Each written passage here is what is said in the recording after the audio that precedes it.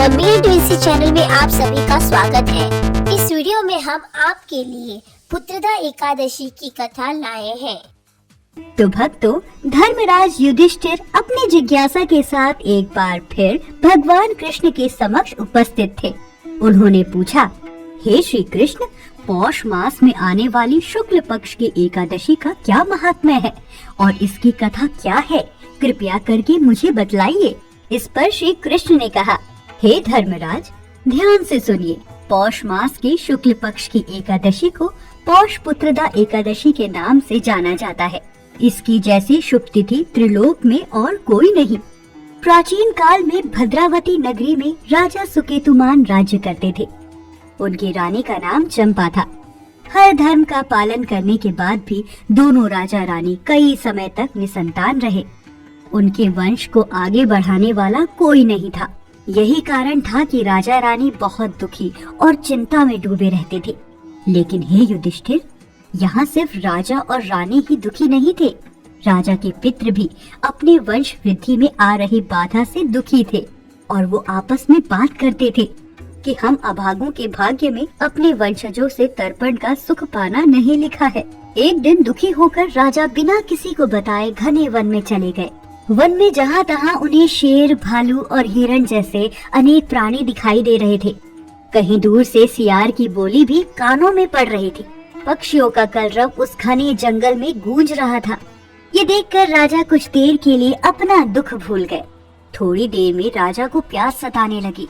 बहुत ढूंढने के बाद राजा को एक सरोवर दिखाई दिया, जिसके पास में बहुत से ऋषि मुनियों के आश्रम थे।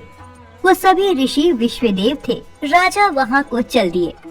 वहाँ जाते जाते राजा को ऐसा आभास हो रहा था कि कुछ शुभ होने वाला है। राजा ने उस सरोवर के पास पहुंचकर पहले जल पिया और फिर पहुंच गए मुनियों की शरण में। राजा सुकेतुमान ने सभी मुनियों को हाथ जोड़कर नमन किया और फिर अपना दुख उन्हें कह सुनाया। इसके बाद राजा ने मुनियों से उनकी सहायता करने का आग्रह किया। उनकी ये प्रार्थना सुनकर मुनियों ने कहा, अभी माघ मास चल रहा है और पौष मास शुरू होने को है। पौष मास अपने पितरों को तर्पण देने का विशेष अवसर होता है। इस मास के शुक्ल पक्ष की एकादशी पौष पुत्रदा एकादशी कहलाती है।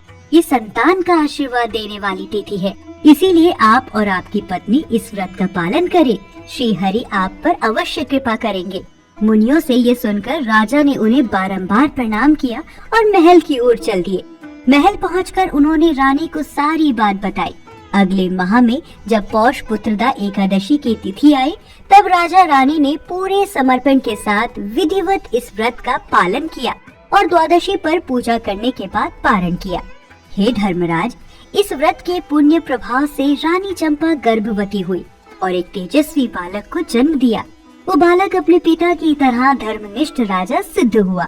इस बालक के द्वारा किए तर्पण से राजा सुकेतुमान के पितृ प्रसन्न हुए और उन्हें ढेर सारा आशीर्वाद देकर स्वर्ग की ओर चल दिए। हे युधिष्ठिर, ये है पौष पुत्रदा एकादशी की कथा। पौष पुत्रदा एकादशी के दिन इस कथा को सुनने से आपको अग्निष्टोम यज्ञ का फल प्राप्त होगा। वीडियो पसंद आया होगा तो प्लीज वीडियो को लाइक करें, शेयर करें और हमारे चैनल को सब्सक्राइब करें।